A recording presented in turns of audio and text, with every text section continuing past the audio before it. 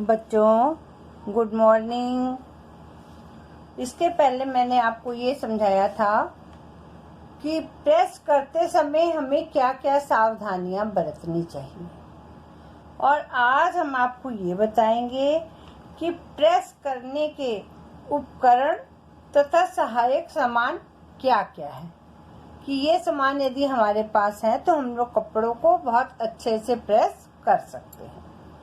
तो सबसे पहला प्रेस।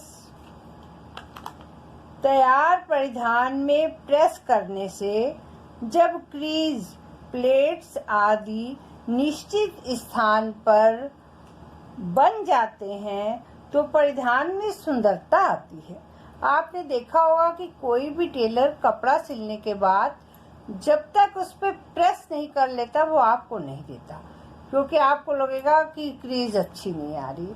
इसलिए वो अपने हिसाब से प्रेस करके क्रीज बैठा के ही आपको कपड़ा देते हैं। और जब कपड़ा में क्रीज बन जाती है तो परिधान में सुंदरता आती है और परिधान ग्राहक को पसंद आता है।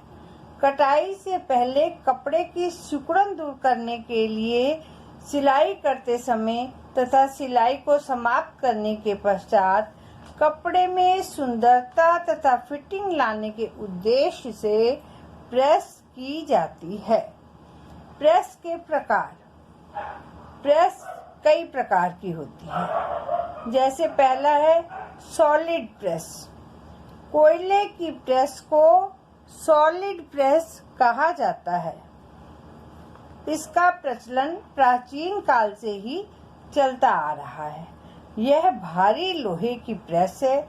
इसको कच्चे कोयलों द्वारा गर्म किया जाता है, यानी इसका ढक्कन उठ जाता है, उसके अंदर कच्चे कोयले डाल करके जब वो गर्म हो जाती है तब उससे कपड़े प्रेस किए जाते हैं। कुछ धोबी आज भी इसका प्रयोग करते हैं। दूसरी है चारकोल प्रेस। यह प्रेस लोहे तथा पीतल की होती है। इसका भार 7 किलो से 9 किलोग्राम तक होता है। इस प्रेस से ऊपर हवा निकलने का स्थान बना होता है। तीसरा है बिजली की प्रेस। यह बिजली से गर्म होती है। आजकल ऑटोमेटिक बिजली की प्रेस बाजार में उपलब्ध है। ये आजकल विभिन्न कंपनियों की मिलती हैं। पहले साधारण बिजली की प्रेस होती थी, ऑटोमेटिक नहीं होती थी। अब है ऑटोमेटिक प्रेस। इस प्रेस में गर्मी को नियंत्रण करने का निशान लगा होता है, साथ में स्विच भी लगा होता है। इसके पीछे बल्ब होता है। यह बल्ब कपड़े के अनुसार पूरी गर्मी लेने के बाद बुझ जाता है। आजकल इसी प्रकार की प्रेसों का प्रचलन है। यह प्रेसें सभी बहुत अब हल्की भी आने लग गई हैं। Steam press. इस प्रेस से कपड़ा भाप द्वारा प्रेस होता है। इस प्रकार की प्रेस से गर्म कपड़े तथा उठे हुए रोएदार कपड़े प्रेस किए जाते हैं। गूंज प्रेस। यह प्रेस साधारण प्रेस की तरह नोकदार प्रेस है। इस प्रेस का प्रयोग प्रायः मोटे कपड़ों पर ही किया जाता है। तो ये आपको मैंने बताया कि कितने प्रकार की प्रेसें होती हैं। अब हमें प्रेस करते समय किन किन सामानों की आवश्यकता होती है। सबसे पहला प्रेस करने वाली मेज। प्रेस करने वाली मेज की लंबाई 4 फीट, चौड़ाई 3 फीट तथा ऊंचाई 3 फीट होती है, अर्थात 4 गुणे 3 गुणे 3। लकड़ी की मेज पर कंबल तथा सूती वस्त्र कपड़ा बिछाकर प्रेस करनी चाहिए।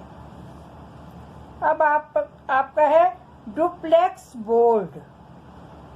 इस बोर्ड की लंबाई 14 इंच से 18 इंच तक होती है। ऊंचाई लगभग 10 इंच होती है। कभी चौड़ाई 4 इंच से 6 इंच तक होती है। यह गोलाई में प्रेस करने के लिए उत्तम है। चूँकि इसमें गद्दी लगी होती है, अतः प्रेस करने में कठिनाई नहीं होती है।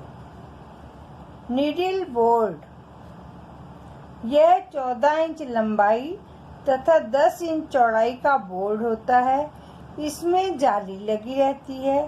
रोए वाले कपड़े इसी बोर्ड की सहायता से प्रेस होते हैं। अब आपका है प्रेस स्टैंड। प्रेस स्टैंड एक प्रकार की मेज होती है। इस मेज की लंबाई 1.25 मीटर और चौड़ाई 27 इंच और ऊंचाई 40 इंच होती है। स्टैंड के ऊपरी भाग को कंबल या सफ़ेद सूती कपड़े से ढककर प्रेस टेबल की तरह तैयार करते हैं। उसके ऊपर कपड़ा रखकर प्रेस किया जाता है। प्रेस की मेज तथा प्रेस के स्टैंड में अंतर है, क्योंकि मेज स्थायी होती है और ये स्टैंड फोल्डिंग होता है। यह आजकल मार्केट में खूब मिलता है, क्योंकि लोगों के घर में आजकल जगह की भी कमी है। तो यही प्रेस स्टैंड खोला, कपड़े प्रेस कर लिए, उसके बाद वो फोल्डिंग होता है, उसे फिर से फोल्ड करके रख दिया। कप प्रेस करने के लिए एक कटोरा, कप या मग की आवश्यकता होती है। इसमें पानी भरकर रखा जाता है। उसके बाद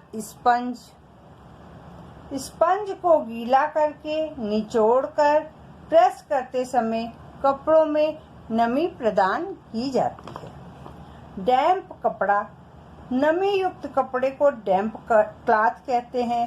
इसका प्रयोग प्रेस करते समय वस्त्र पर बिछाकर करते हैं।